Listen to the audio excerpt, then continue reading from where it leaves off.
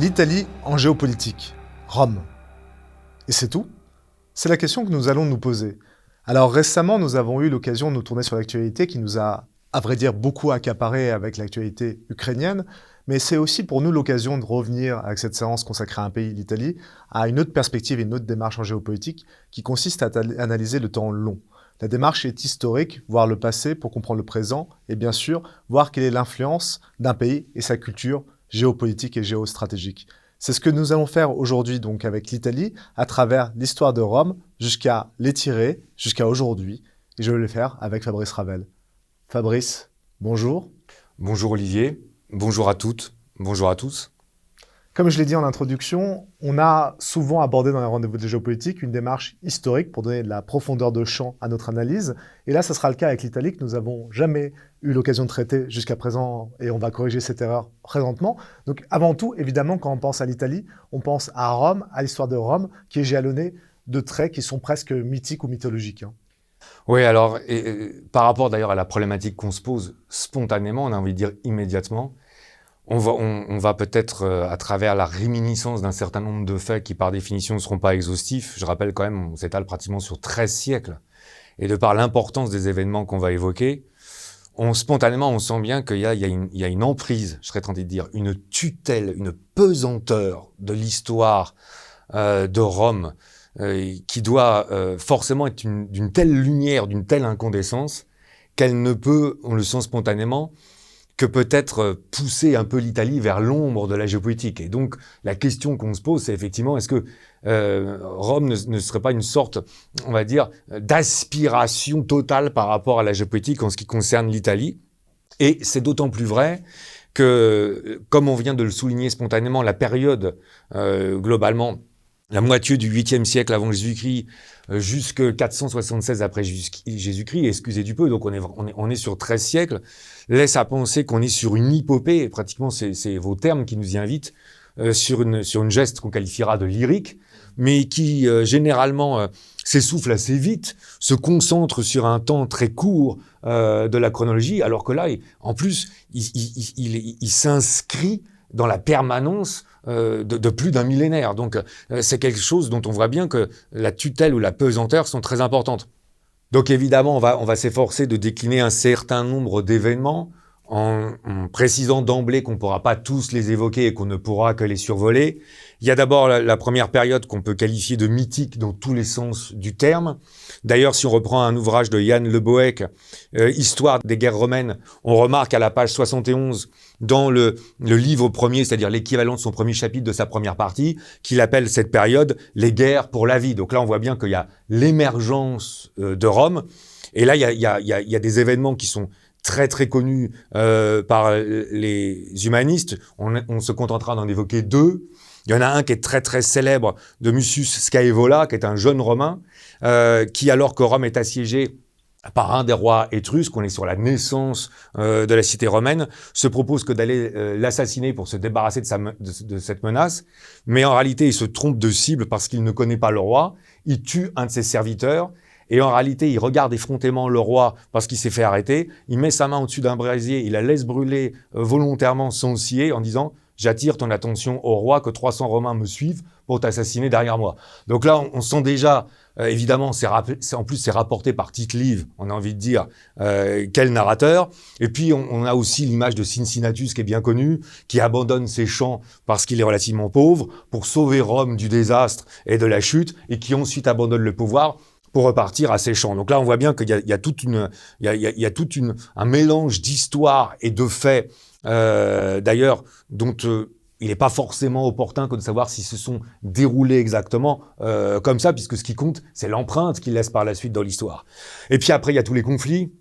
Il y a évidemment les combats contre Pyrrhus, qui sont très importants en géopolitique, puisqu'ils vont donner le terme, les victoires à la Pyrrhus, du nom de ce roi grec qui va remporter énormément de victoires, mais qui finit par perdre contre Rome. Il y a les guerres puniques, il y a le siège de Syracuse, dans lequel le génie d'Archimède va réussir à résister ou à contribuer à résister davantage à la puissance romaine. Et puis évidemment, il y a les guerres en Gaule, avec la présence de Jules César. Ça, c'est particulièrement important à souligner en géopolitique, parce que en fait, César attaque la Gaule, non pas parce qu'elle est une menace, mais parce que justement il est assez faible et divisé, et que parce que la sachant faible et divisé, il sait qu'il ne peut pas encourir le risque de la défaite, et donc il va totalement asseoir son pouvoir et sa légitimité à Rome. Là aussi, si on reprend 2 autres ouvrages de Jan Le Boec, César chef de guerre et César en guerre, on voit bien qu'en réalité, c'est bien une stratégie totalement maîtrisée de la part de César et qui est importante en géopolitique. C'est-à-dire qu'en réalité, la faiblesse amène la guerre. Vous me permettrez de préciser à cet endroit que c'est peu commun que de citer à plusieurs reprises un auteur au sein d'une même séance des rendez-vous de la géopolitique. Mais là, j'ai envie de dire à nos étudiants que pour celles et ceux qui aimeraient aller plus loin, que je considère que ce professeur émérite de la Sorbonne est vraiment la référence ultime sur tout ce qui est question de relations internationales et géopolitique sur Rome. C'est vraiment quelqu'un qui écrit merveilleusement bien et qui a une science de ce sujet qui est très très importante, et on verra d'ailleurs qu'on sera amené à le reciter par la suite. Ça me paraissait aussi important à préciser. Et puis alors, dans cette continuité, parce que c'est pas tout. On pourrait évoquer la révolte de Spartacus, et puis on pourrait évoquer les guerres civiles, et on voit bien qu'en plus là, on se limite juste à la dimension géopolitique, mais qu'il y aurait énormément d'apports qu'on pourrait aussi faire en sociologie ou en politique avec les frères Gracchus qui voulaient mettre une réforme agraire ou les fameux discours de Cicéron. Et donc là, on en revient à ces guerres civiles qui seraient entre Marius et Sylla, et puis entre Pompée et César, et puis entre Antoine et Octave qui deviendra Auguste. Et puis, dans la continuité, ça nous amène aux empereurs et à l'Empire. D'abord, on pourrait dire des empereurs qui ont plutôt laissé une trace de la folie. C'est pas totalement inintéressant de rappeler que Tibère, Néron, Caligula sont des noms qui sont quand même particulièrement connus, mais dont pas forcément, de par la qualité de la gestion, on serait tenté de dire de leur état. Suétone, d'ailleurs, a écrit sur les 12 premiers Césars un ouvrage qui est remarquable. Et puis, on a par la suite des empereurs qui ont pérennisé Rome, parce que si on s'arrêtait là, on pourrait pas comprendre que Rome dura aussi longtemps. Et donc là, évidemment, on a Adrien, Marc Aurèle, l'empereur philosophe, et puis on a Constantin, qui sont autant de personnages ou de figures emblématiques. Et là, on voit bien, et je vous prie de croire qu'on a été vite, qu'on est sur une emprise considérable, notamment sur le temps, mais sur la géopolitique et sur les enseignements qu'on a en géopolitique. D'ailleurs, Marcel Leglay a écrit un ouvrage de l'histoire de Rome, en 2 tomes. C'est assez intéressant puisqu'on a grandeur et déclin de la République dans un premier tome, et puis on a grandeur et chute de l'Empire dans un 2e tome. Et cette histoire ramassée ou synthétisée, conjuguée, fait quand même 1386 pages. Donc on sent bien que là, on a affaire à quelque chose d'un poids considérable en géopolitique. On pourrait d'ailleurs rajouter la chute et la fin, parce qu'il y a chute et fin, et c'est peut-être sur la partie qui a été la plus étudiée en géopolitique, que sur cette chute et cette fin, la première réflexion qu'on pourrait se faire, et qui est très importante, c'est qu'elle est peut-être due à une surextension de la puissance ou du pouvoir. C'est bien la réflexion à laquelle nous appelait Peter Bender dans un ouvrage en 2004, Amérique Nouvelle-Rome, l'engrenage de la puissance, dans lequel on voyait bien que, en fait, à un moment, l'espace à contrôler est tellement important que on s'épuise en termes de ressources, de moyens humains et de contrôle politique, et finalement, on finit par s'effondrer sur soi-même.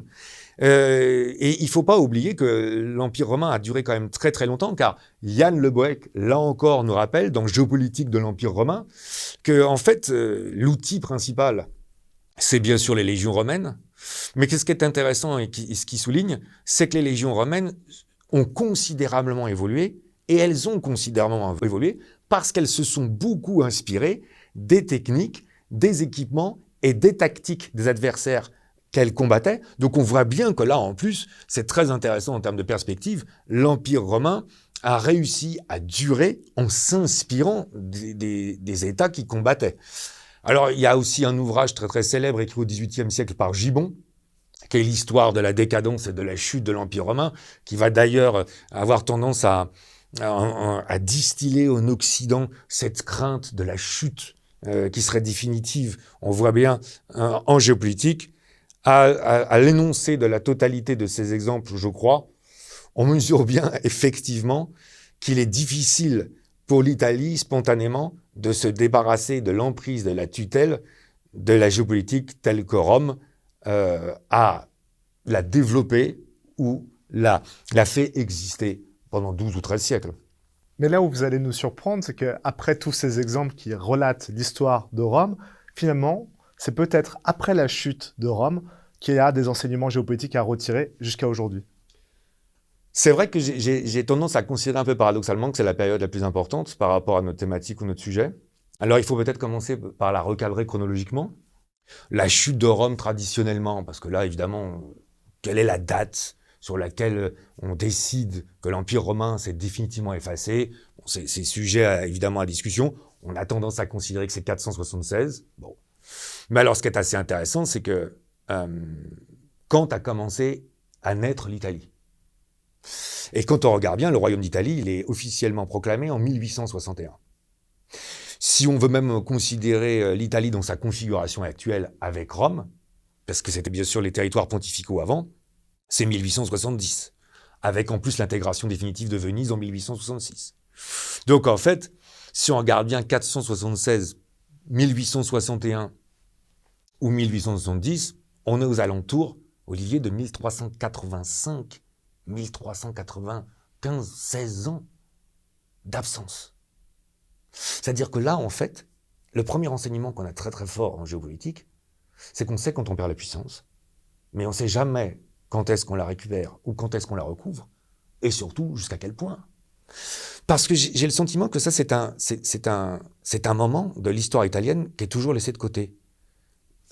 Rome n'est plus là, l'Italie n'est pas encore là, mais qu'y a-t-il donc? Il y a une multitude d'États, de petits États, qui d'ailleurs se jalousent plus les uns les autres, qui ne cherchent à coordonner leurs actions.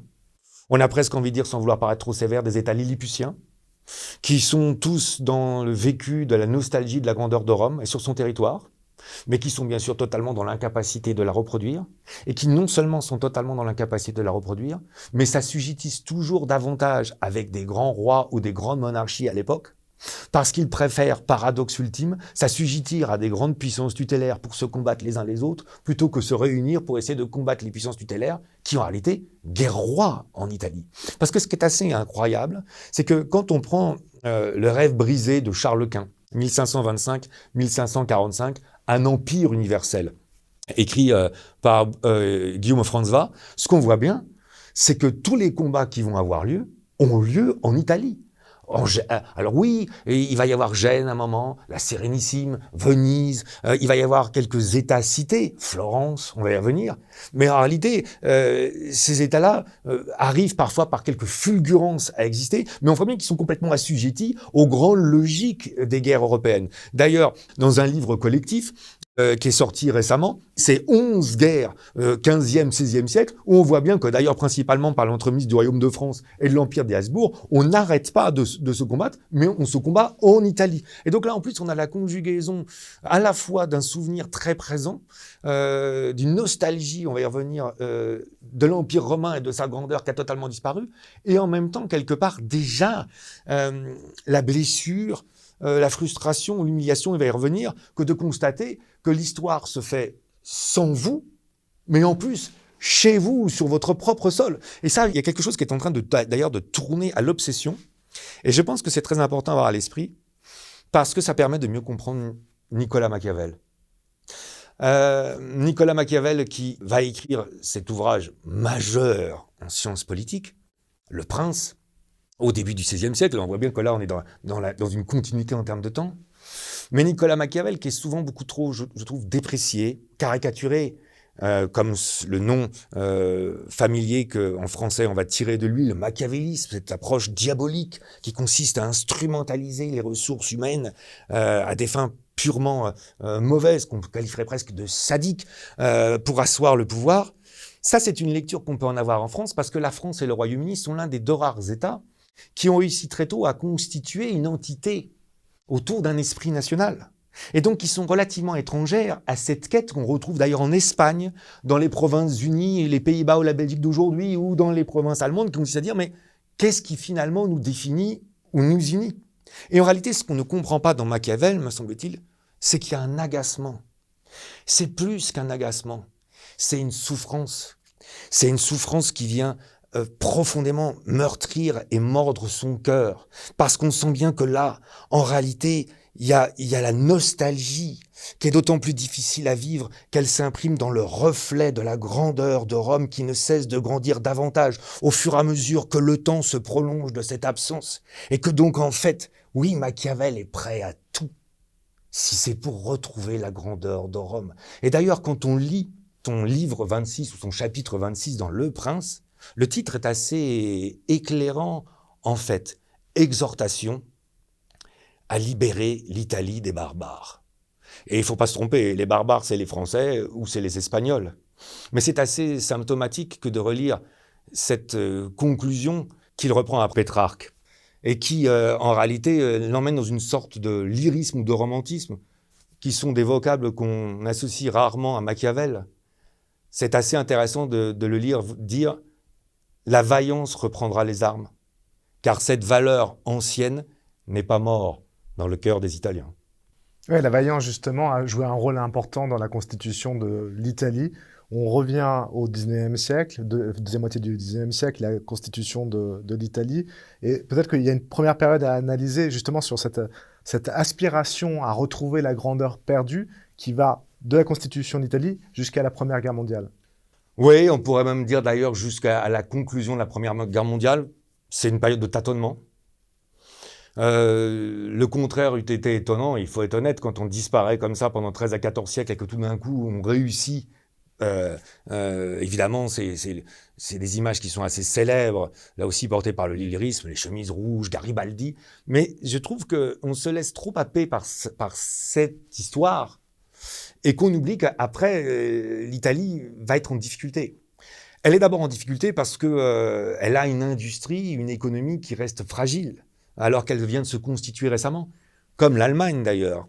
Elle qui se constitue le 18 janvier 1871, mais l'Italie souffrira de la comparaison, car alors que l'Allemagne est en train d'exploser littéralement en termes de puissance économique et on va dire de réputation géopolitique, on voit bien que l'Italie se lance dans une logique coloniale, parce que d'abord, malheureusement, ça fait partie des critères de puissance de l'époque, mais qu'elle le fait plus pour essayer d'assumer un rang en géopolitique que parce qu'elle en est convaincue, mais elle arrive au désastre 1896, à la bataille d'Adwa, où l'armée italienne est sévèrement battue par l'armée éthiopienne, donc c'est déjà pas très probant.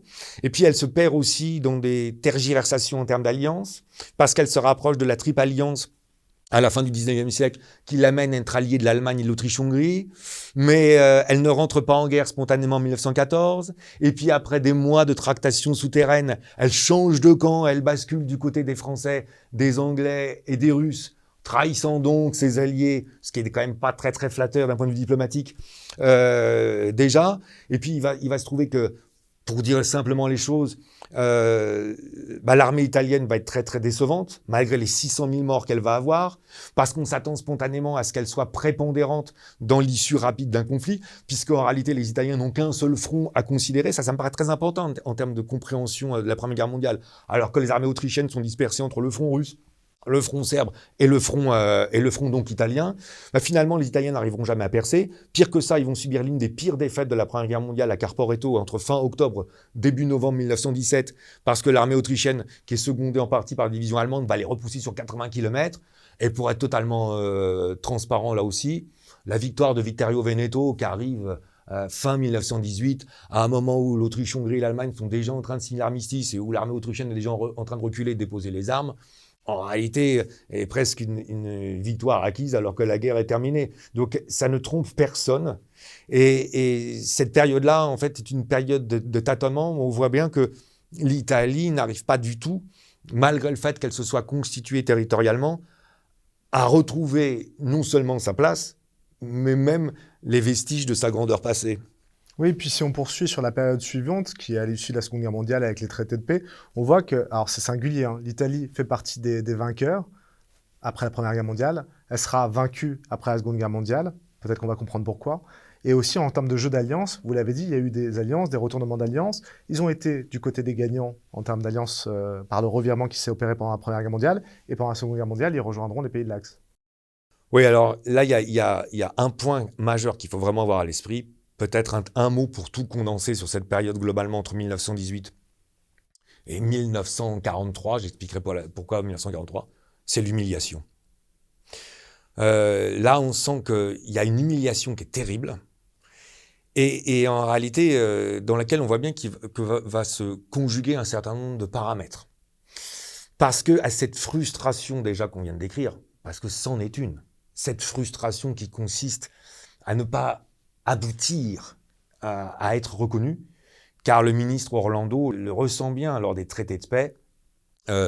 Quand Margaret Macmillan fait dans son ouvrage les faiseurs de paix ou les constructeurs de la paix, donc on voit bien autour de Clemenceau, Wilson et Lloyd George, l'Italie est mise à l'écart, et non seulement l'Italie est mise à l'écart, mais on ne lui donne pas les territoires qu'on lui a promis en 1915, en guise de récompense de sa trahison, on serait tenté de dire. Donc il y a une mortification terrible en Italie, qui est due en fait, à mon sens, d'abord au lancinant souvenir de la puissance déchue telle qu'on n'arrive pas à la recouvrir, à la non-reconnaissance de la part des Alliés eux-mêmes, et au sentiment, selon l'expression italienne qui va naître à cette époque-là, que la victoire a été mutilée. Et c'est ce qui fait que le professeur Gathworth, qui a écrit un ouvrage sur les vaincus, paradoxalement, parle de l'Italie, alors qu'en réalité, on se dit, mais pourquoi associer l'Italie, alors qu'elle est parmi les vainqueurs, à tous ces pays vaincus, car l'ouvrage Les Vaincus traite des heurts et des combats et des guerres civiles entre 1917 et 1923, et on voit bien que c'est l'effondrement des empires centraux, l'empire allemand, l'empire austro-hongrois, qu'il y a que la révolution bolchevique en Russie, qu'il y a l'empire ottoman que Mustafa Kemal va remplacer ou revigorer ou remettre en place, mais on y trouve l'Italie. Et notamment, c'est assez intéressant sur un chapitre qui s'intitule Fiume, parce que en fait, le nationalisme italien est en train de s'exaspérer, de s'énerver, de se démultiplier, parce qu'en réalité, il se nourrit de cette insatisfaction de ne pas avoir obtenu ce qu'on est considéré comme légitime après la Première Guerre mondiale,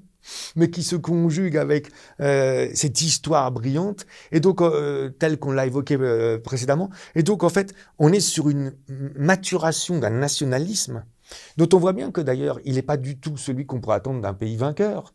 En France, au Royaume-Uni, on a une sorte de nationalisme repu, satisfait par la victoire. La France a récupéré Alsace-Lorraine, et dont on voit bien qu'il peut amener au fur et à mesure, tout doucement, à nous acheminer vers une sorte de pacifisme. En Italie, on est dans l'amertume, on est dans l'aigreur. Et on sent bien que là, déjà, il y a tout un travail qui est en train, en plus, de se conjuguer sur les troubles sociaux, sur les troubles politiques. Et la première figure, c'est ce poète, acteur politique, Gabriele D'Annunzio, qui décide de partir. Donc c'est en plus un geste qui s'inscrit complètement dans toute l'histoire qu'on a décrite. Il faut imaginer, avec quelques centaines d'hommes autour de lui, puis il finit avec 2000 hommes, et puis il prend la ville, parce qu'il considère, c'est bien sûr les démarches irrédentes, il considère que c'est italien, et donc en réalité, fin 1919, il prend la ville de son propre chef, et il va diriger pendant 15 mois la ville, et à la grande humiliation des Italiens, c'est le gouvernement italien lui-même qui va devoir le chasser de la ville, sous bien sûr la pression des Alliés. Et là, on voit bien que la marche sur Rome de 1922 est là, et que Benito Mussolini et le fascisme sont là, et que là, on rentre dans une période paroxystique, parce que en réalité, cet tâtonnement, cette humiliation, conjuguée à ce souvenir toujours plus prégnant de l'Empire romain qu'il faut faire renaître, est en train d'aboutir à cette démarche de géopolitique du fascisme, où clairement il est affiché, c'est ça, de recréer l'Empire romain, on a envie de dire, rien que ça, et d'ailleurs de refaire la Méditerranée Mare Nostrum en achassant totalement les Anglais. Donc là, on part dans une sorte de, de perte du réel ou de folie géopolitique, où en réalité on est tellement emprisonné par l'histoire qu'on a portée et par l'insatisfaction que de pouvoir avoir l'impression que de s'y raccrocher, qu'on se donne des objectifs qui sont tout simplement non seulement démesurés, mais fous. Et le paroxysme arrivera certainement avec la déclaration de la guerre que fera l'Italie en décembre 1941 aux États-Unis d'Amérique, parce que pour être totalement honnête, contrairement à ce qu'on dit souvent, les soldats italiens se sont battus avec beaucoup de courage. Il y a des idées beaucoup trop reçues sur l'armée italienne qui se serait trop souvent comportée de façon peu valeureuse. Mais en réalité, ce qui se passe, c'est que d'abord, les soldats italiens sont pas très convaincus des objectifs et de cette folie des grandeurs, pour dire clairement les choses. Et puis surtout, l'armée italienne est sous-équipée, n'est pas du tout préparée à cette Deuxième Guerre mondiale, qui est devenue totalement moderne et qui est devenue totalement mécanisée. Et donc, on voit bien cet aspect à la fois fou et dérisoire qui consiste pour une Italie qui est peu développée d'un point de vue industriel, que d'aller se projeter contre le futur géant des relations internationales qui va devenir l'arsenal de la démocratie et dont les réserves semblent inépuisables, qui sont les États-Unis d'Amérique. Rien que cette démarche-là montre bien que là, on est plus du tout dans une géopolitique concrète.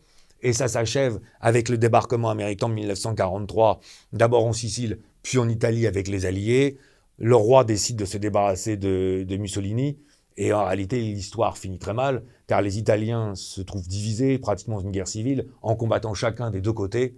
Le moins qu'on puisse dire, c'est que cette période-là montre bien qu'il faut comprendre les leçons de l'histoire et de la géopolitique, notamment de Rome, pour ne pas avoir à faire une interprétation qui amène à un désastre.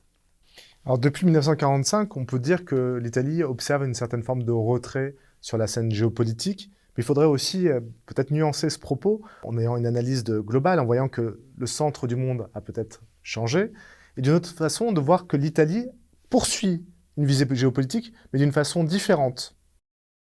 C'est vrai qu'en 1945, l'idée qu'on a spontanément, si on fait des 1945, 1989 ou 1991, fin de la guerre froide, on a quand même l'impression spontanée que l'Italie est totalement absente ou très évanescente de la géopolitique.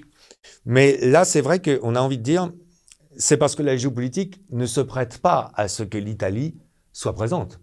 Bon, d'abord, elle est vaincue. Donc évidemment, comme tout pays vaincu en géopolitique ou en relations internationales, ça nécessite une période transitoire d'au moins 10, 15, 20 ou 30 ans durant laquelle le pays est plutôt sujet au mutisme. Mais en plus, il ne faut quand même pas oublier que l'une des grandes questions qui va occuper le monde entre 1945 et le début de 1960, c'est la décolonisation. Or, l'Italie avait peu de colonies. Et surtout, ces colonies, elle va les avoir perdues dès le courant de la Deuxième Guerre mondiale, quand les Britanniques vont lui reprendre à l'occasion du conflit. Donc finalement, elle a plus de colonies à gérer en 1945. Elle est totalement étrangère à toute cette logique ou toute cette dynamique qui va être très prégnante dans la géopolitique. Puis il y a un deuxième aspect qu'on a eu l'occasion d'ailleurs de souligner sur une thématique sur Gibraltar, c'est que l'axe majeur de la géopolitique semble s'éloigner de la Méditerranée. On n'est plus, temporairement, on n'est plus sur cet axe majeur, on est plutôt sur l'Atlantique. D'abord parce qu'on voit bien que le géant ou l'un des deux géants, c'est l'Atlantique, qui d'ailleurs donnera son nom sur le traité de l'Atlantique Nord avec l'OTAN en 1949, et qu'en plus, a fortiori, l'hostilité ou les antagonismes se déplacent sur les marches orientales, pour reprendre des termes anciens, ou sur les franges orientales avec l'Union soviétique, et que donc pour l'ensemble de ces raisons, l'Italie n'est plus dans le cœur ou dans le centre, on va dire, du cyclone géopolitique, si vous me permettez cette expression. Mais il y a un troisième aspect qui me paraît très très important, c'est qu'eu égard à ce passé, l'Italie comprend bien que peut-être que son jeu de puissance doit se faire différemment. Et c'est le pari de la construction européenne. Ce qui va d'ailleurs nous amener à la signature le 25 mars 1957 du traité sur la CE, signé Mais à Rome. À Rome, comme un symbole. Et on voit bien d'ailleurs, c'est important à rappeler aujourd'hui, que la période a changé. Car maintenant, depuis la fin de la guerre froide, il y a peut-être deux logiques qu'il faut remettre en perspective. D'abord, la construction européenne est beaucoup plus contestée dans tous les pays européens et en Italie. Mais est-ce la logique même de l'Union européenne qui est contestée, ou les modalités que cette construction ont prises qui sont contestées? Franchement, quand on regarde, on a l'impression, avec les exigences telles que la géopolitique les amène aujourd'hui, que c'est plus le fait d'avoir conscience que l'Union européenne aujourd'hui n'a pas de puissance géopolitique et qu'elle n'a pas de réponse aux défis aujourd'hui, parce qu'elle est restée restreinte ou contingentée au champ purement économique. Et donc on voit bien que la remontée des nationalismes, et en particulier en Italie, est plus là aussi un appel au vide sur une puissance géopolitique telle qu'on pensait qu'elle pourrait être remplie par l'Union européenne, et dont on voit bien que la construction ne permet pas d'y aboutir. Et puis il y a aussi le retour en importance de la Méditerranée, avec toute la question des flux migratoires, qui va être une question majeure au XXIe siècle, et question sur laquelle il faudra bien, en termes de stratégie, trouver des solutions pour qu'on puisse en sortir grandi, avec des logiques audacieuses qui soient des vrais axes d'amélioration, et afin d'éviter à la fois des crises sociétales et des crises politiques. On a vu comment l'Italie s'adaptait à des contextes et des conjonctures différentes. On a vu aussi cette période de retrait, de distance, de vide qui a structuré finalement la vie italienne et l'aspiration à retrouver cette grandeur perdue. Mais au-delà de ces épisodes, si j'ose dire, est-ce qu'on peut voir là derrière une loi géopolitique qui se dégagerait? Me semble-t-il, oui. Et elle est majeure.